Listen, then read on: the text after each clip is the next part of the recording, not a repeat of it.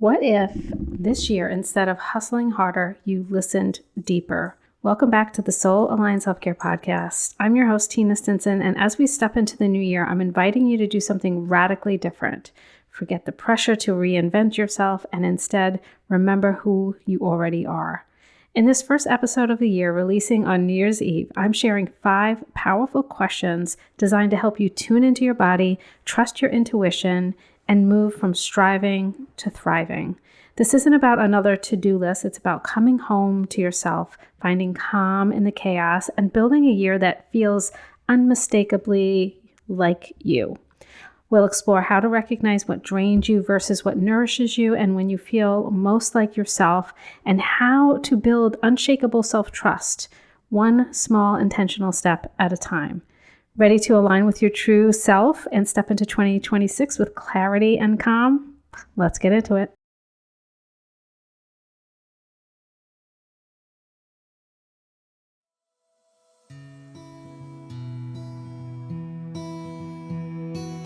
You're listening to the Soul Aligned Self-Care Podcast. I'm your host, Tina Stinson, and I had a stroke at the age of 39 from stress and burnout that shook my world. Now I'm laying it all out, the deep level self-care practices and mindset shifts that I needed that kept me healthy, balanced, and thriving. Join me in this intimate space as we explore healing, resilience, and the soul's journey to alignment. This is where real conversations about deep-level self-care happen. Let's get into it.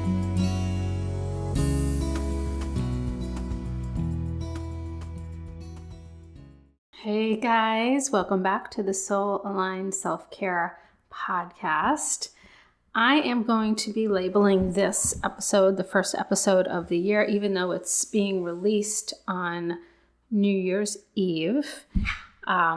I'm very excited to do this episode. It's kind of based on the blog that I just wrote, and it's just about starting your new year fully aligned with yourself. And so I'm going to give you 5 questions to ask yourself. Yes, I am doing one of those episodes. I just love listening and doing these types of exercises around the new year, before the new year. I do these also around my birthday. I just love reevaluating and looking at and planning and doing the whole thing. It just makes me very excited. And so I'm going to give you 5 questions to start your year off more aligned with yourself. And it's not about hustling. It's about really tuning into yourself and kind of paying attention to the signs that your body, soul, your mind send to you. So most people begin the new year by trying to fix something, like new goals, new habits, new versions of who they think they should be. And I don't think there's anything wrong with that. I just want to start off by saying that. But today what I want to talk about is kind of aligning with yourself, and kind of maybe it doesn't always have to be reinvention. It could just begin with remembering. Remember what your body already knows, remembering what your nervous system has been asking for, remembering who you are when you're not performing, pushing, or trying to prove yourself to somebody else. This is kind of like an invitation to start the year off with a little bit of a different energy. Now, I have to add, inside of our group, the Soul Aligned Life, we're doing a December reset, which involves planning and kind of a little bit of reinvention. So as I said, I'm not against doing those things. I think they're a lot of fun. Also, I'm doing the 13 wishes inside of the community. So if you want to join us in there and do some of that stuff, definitely. I'll put the link in the show notes for the Soul Aligned Life. It's over on Patreon, and I absolutely love it. But today, it's like an invitation to do something a little different on top of those other things, or just on its own, from a point of not from a point of pressure or hustle, but just from a knowing and a truth, tuning into your body, asking the questions about all of your actions. How does this feel? Is this expansive? Is this supportive? Or does this kind of sap my energy?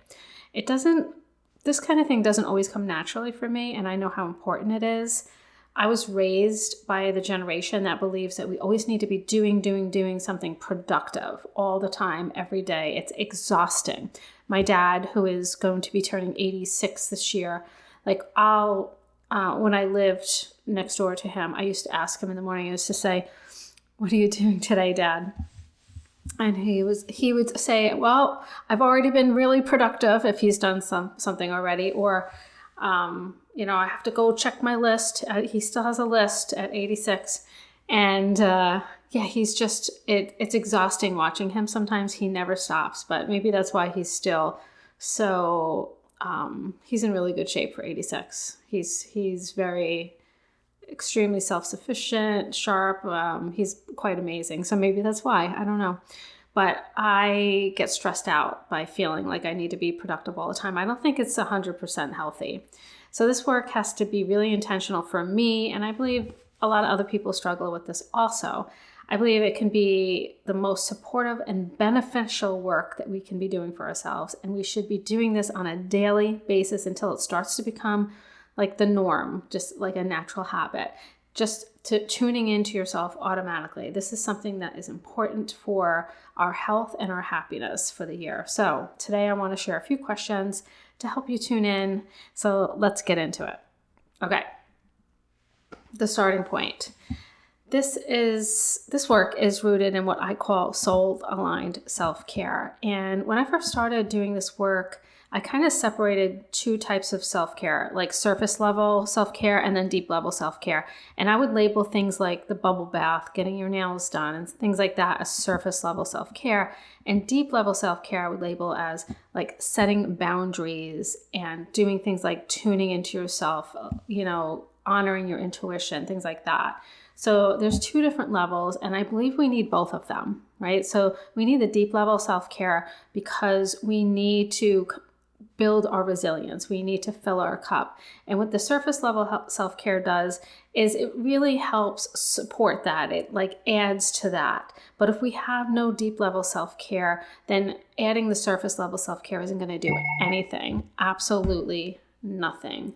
Sorry, I have my phone on because I'm waiting for the movers to call. I have to answer the phone if they call. So I apologize if you're hearing any type of like noise in the background. I have to keep it on. I don't want to miss the call. I can't wait to get my stuff. Okay, so this work is for the woman who has been told she's too much and not enough at the same time. How many of you have been there? I'm assuming all women. It's for the woman who has given her energy, her time, her love, her labor to everyone else and now feels disconnected from herself. For the woman who is done with burnout disguised as ambition.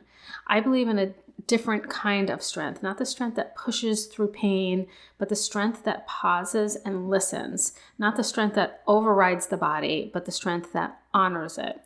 I want you to like reject like a one-size-fits-all healing protocol.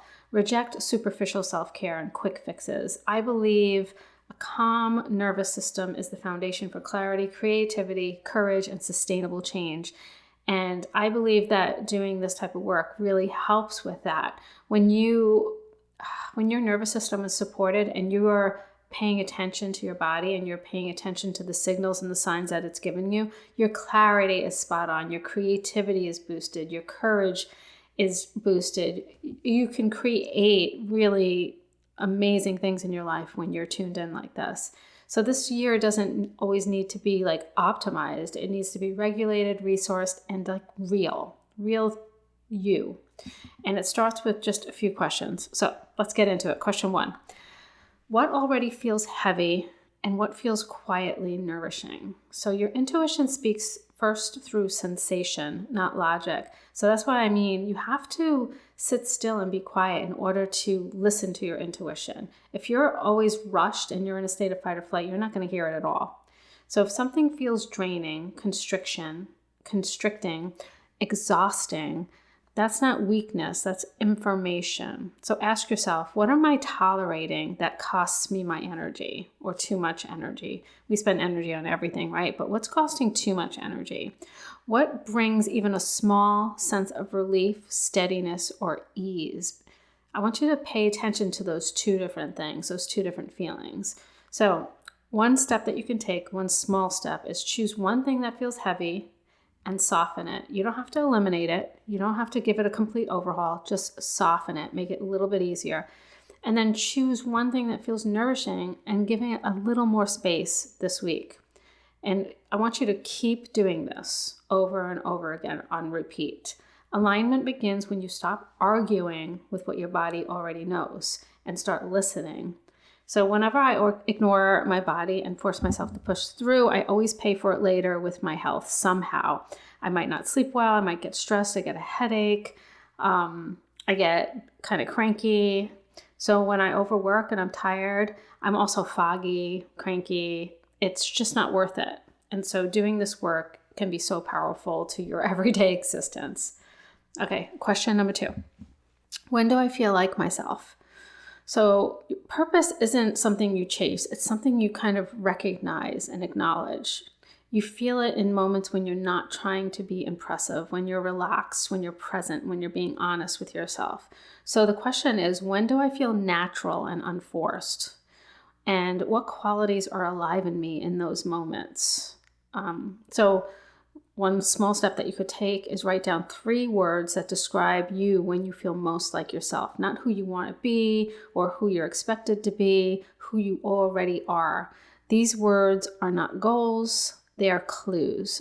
I've noticed that when I'm doing something that's completely aligned, I go into what I call the zone. The zone is when you don't notice time passing. Either a lot of time passes really fast, or like you feel like a lot of time has passed, but like hardly anything has passed. It's just, you're just not noticing time. You're not thinking, you're just flowing. So sometimes when I'm running or walking out in nature, when I'm gardening, when I'm painting, or when I'm in any type of creation mode and creating something, I go into the zone. I love to create. This is my jam for sure. So pay attention to when you feel like you're in your zone, in that state of flow. Take note, literally take notes, like write it down. And eventually you'll notice a pattern of things that are most aligned with you. Okay, moving on. Question number 3. What does my body need more of this year and less of? Your nervous system sets the ceiling for everything. Creativity, consistency, joy, capacity. When you're dysregulated, even good goals feel heavy. When you're regulated, small actions feel very possible. So ask yourself, where am I rushing or overriding myself? And also, when do I feel safe, settled, and grounded? Pay attention to what you're doing. So all these questions are about tuning into your body. So you're going to have to take some time at the beginning of this year, maybe a couple of times a day, to sit still, maybe close your eyes, take a few deep breaths. I'm going to create a meditation for this, so keep your eyes out for that one. You need to sit in stillness to be able to listen to what your body's trying to tell you. So one step that you could do for this question is choose one daily regulation anchor that takes less than 5 minutes. You know, a few deep breaths, like a quiet guided meditation, your feet on the floor before you even touch your phone, right? Pause in between tasks, dancing to your favorite song. Small regulation beats big intentions every single time as long as you're consistent with them. So when I do the pause between tasks, it's so powerful. You could take a few deep breaths, take a walk, have a snack, just check in, see how you feel, and then give yourself what you need. Sometimes I'll even take a quick nap. Listening and honoring to your needs will build this powerful, trusting relationship with yourself. You'll begin to notice that you're just caring for yourself on a deeper level, which builds trust with yourself. It's like you have your own back, right? And you automatically feel supported in such a powerful way. Question number 4. This really calls yourself out. If I trusted myself, what would change? So misalignment often comes from outsourcing our knowing, like to expectations, to trends, to other people's timelines. So ask yourself, where am I seeking permission instead of listening inward? Where are you looking for that acknowledgement? What decision feels obvious but slightly inconvenient? So a baby step that you can take, make one small decision this week without asking for outside validation. Let it be imperfect, let it be yours. It might work out absolutely 100% perfectly. You might start to notice that when you trust yourself and you don't look for that outside validation, think about it this way. Like, nobody else knows you the way you know yourself. So how can they actually guide you better than you can guide yourself? That's the way I look at it. Like, they just don't know you. You know every edge of yourself. You know everything. And so you are the one that's going to make the best decision for yourself. Self-trust isn't built through like affirmations. It's built through practices.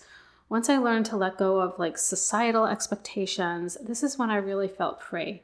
I understand why it's hard not to care what other things. I still care sometimes. Don't get me wrong. I think someone who says they absolutely don't care about anything that anybody else thinks is, I don't know, not being 100% honest. But I do believe that we can really step into that at least 80% of the way.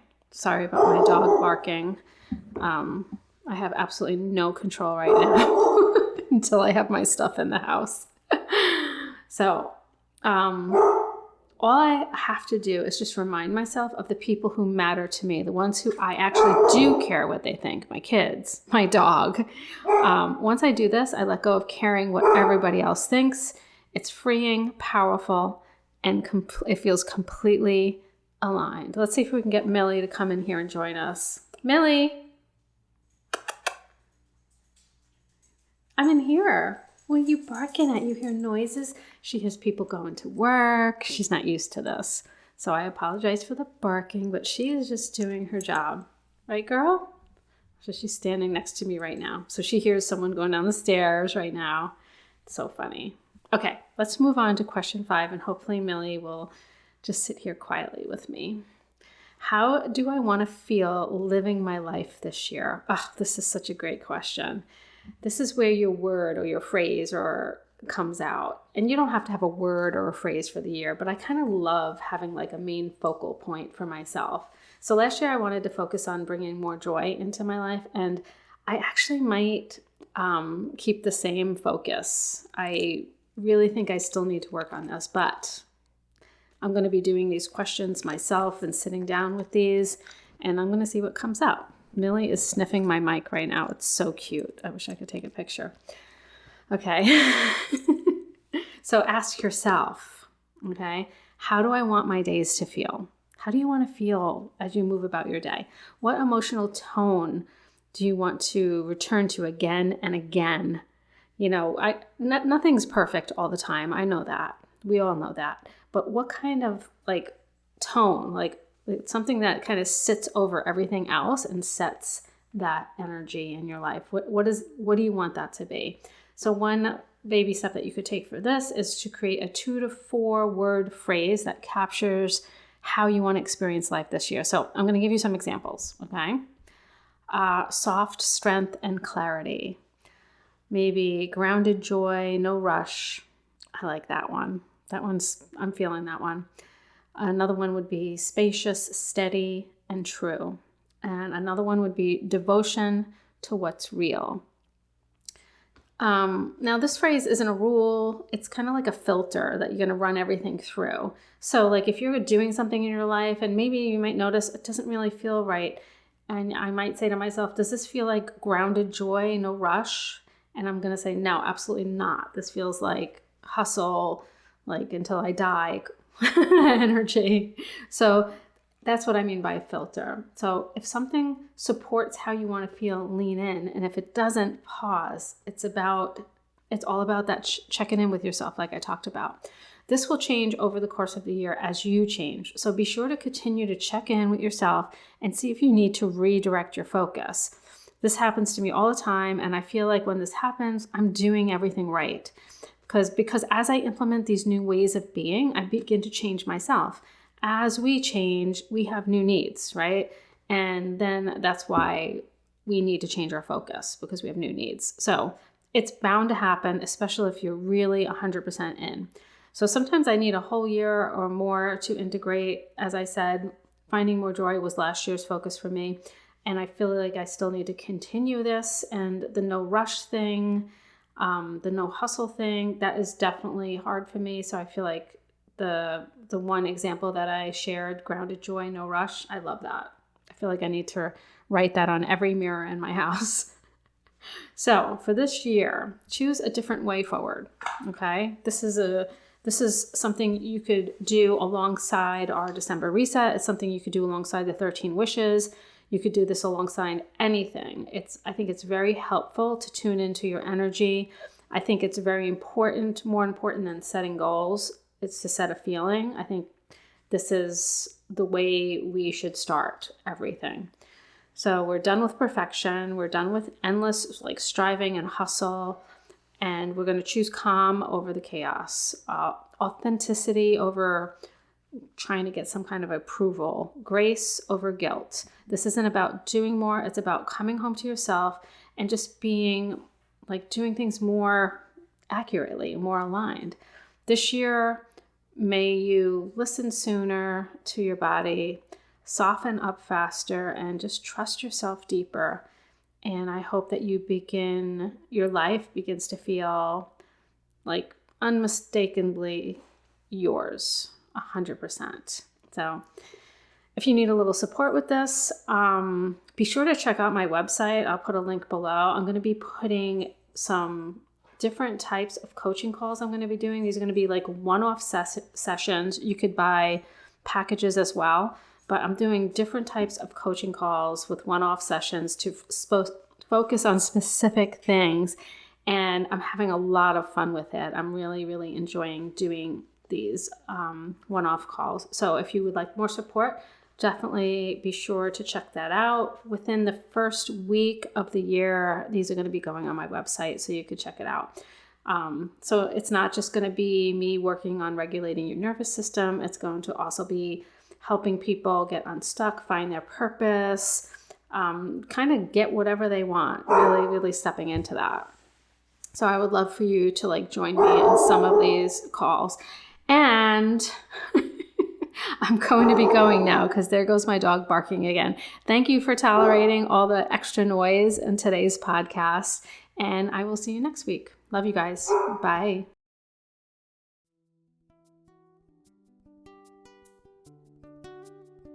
Thank you so much for spending this time with me today.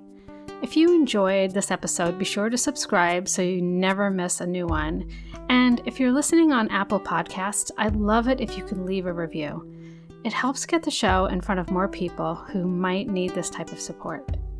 And if you're ready to take your everyday self-care even deeper, come join us inside the Soul Aligned Life Patreon.